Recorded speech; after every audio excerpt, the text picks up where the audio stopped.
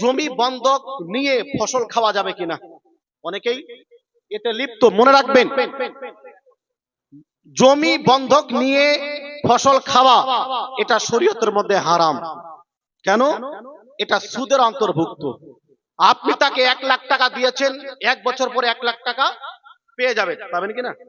কিন্তু 1 বছর ধরে যে আপনি ফসল খেলেন 2-3টা, এটা কিসের ভিত্তিতে? এটা তো ফ্রি। রাসূল করিম বলেন, কুল্লু কারজিন জাররা মুনফাআতান ফাহুয়া রিবা। যদি কোনো ব্যক্তি ধার নিয়ে উপকৃত হয়, ধার নিয়ে বা ধার দিয়ে উপকৃত হয়, আপনি কাউকে 10,000 দিয়েছেন, 11,000 টাকা নেন, উপকৃত হলেন কিনা? এটা হলো শরীয়তের মধ্যে সুদ, এটা হারাম। সুতরাং জমি বন্ধক নিয়ে ফসল খাওয়া যাবে না, এটা সম্পূর্ণভাবে সুদ। আপনি বলবেন যে আমার এত টাকার প্রয়োজন, কোথায় পাবো? আর কেউ, বলে দিচ্ছি, কেউ ফসল না খেলে টাকা দিবেও না। তো এই অবস্থা কি করব?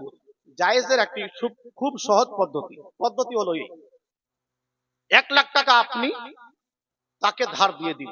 কাকে? জমির মালিককে 1 লাখ টাকা ধার দিয়ে দিলেন। জমি যে তার কাছ থেকে নিচ্ছেন, তো এটা ভাড়া হিসাবে নেবেন। কি হিসাবে নেবেন? ভাড়া, লিজ হিসাবে। ভাড়া নেন না, লিজ নেন না জমি, তো ওখানে অনেক টাকা দিতে হয়।